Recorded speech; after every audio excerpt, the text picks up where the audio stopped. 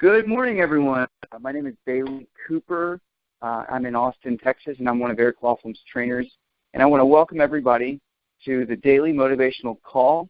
It is better than a cup of coffee. And today, I want to talk to you guys about intrinsic and extrinsic motivators. So it's Friday, June 3rd. We're just starting off the last month of quarter two and getting off to, a great start. It's important to know what motivates and what doesn't motivate people.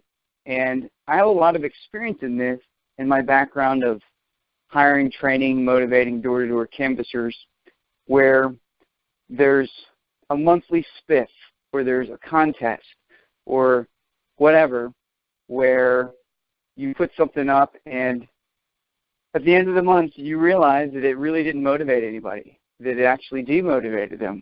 And you just kind of want to maybe throw more money at it or think outside the box or think of another way to incentivize them.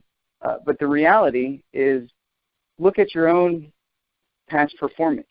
What motivated you? For me, I had a very powerful month of December in alarm sales to where I had 35 sales, and most of that occurred within the last 2 weeks of the month. And money was not the motivator there. The motivator there was survival. I mean, it was taking care of my family, but I was onto something, and when I went onto a streak, it was perfecting the art of it. It was embracing it. It was loving the act of getting rejected and generating the appointment and closing the sale. And becoming obsessed with the process was what really intrinsically motivated me to be a top performer. And since then, I've been a top producer in my company, and I've not been, the bottom producer. I have consistently been the number one salesman since December, and I share that experience is because prior to that, it was all about rewards and recognition and hitting bonus and all these other things. So the definition of intrinsic motivation is performing an action or behavior because you enjoy the activity itself. So defining extrinsic motivation is basically done for the sake of an external outcome. So the inspiration is just found in the action itself, and that's where I was leading to is years ago when I first started door-to-door selling,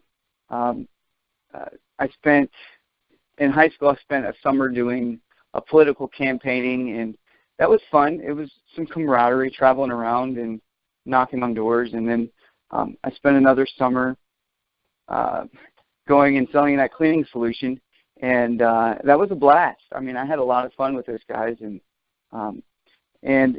then later on, it became, a job, a job, to where I was a canvas manager, and, it was kind of a career path. But then I fell in love again. I fell in love with just the act of rallying the troops and getting out in the field and making it happen. And in my experience,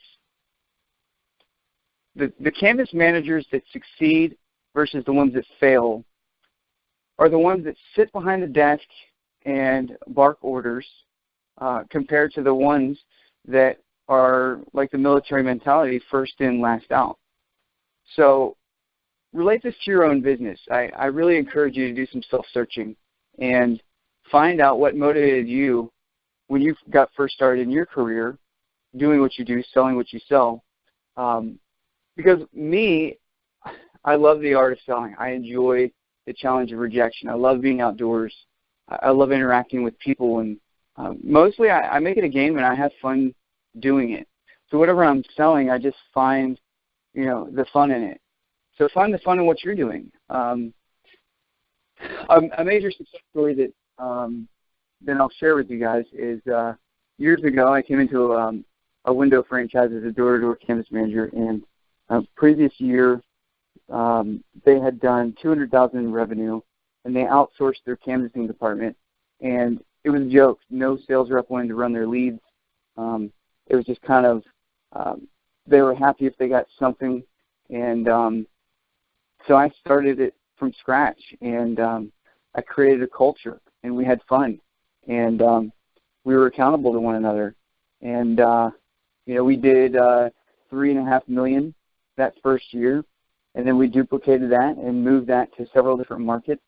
And within 3 years, that system produced $15 million in revenue in 1 year. And that's the difference, is why is what you're doing successful. I would challenge that it's probably because you have a team of people around you that are intrinsically motivated, that are there for a greater cause. There was a guy, his name is slipping me, but it rings a bell, where he used to write Al Gore's scripts. And the gist of what he taught is intrinsic motivation is broken down into 3 phases: autonomy, mastery, and purpose. And we're very blessed to have Eric Lofholm as our coach, because he's mastered the art of sales scripting. And he can teach that to us really simply and effectively. Autonomy is basically how you direct your own life.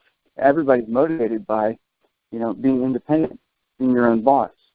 And purpose is, you're in the service of something greater than yourself. And for me, that's my family. For you, it may be something different. But I'm bringing this up because it's the beginning of the month. It's really pivotal that you can figure this out, because maybe you are a manager and you have a sales contest where nobody really cares.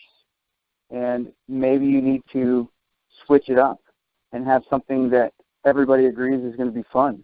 Like Dave & Buster's. One of the best months I've ever had in canvassing was a Dave & Buster's contest, to where if we hit a certain target, we all got to, have the time of our life at Dave & Buster's and be a kid again.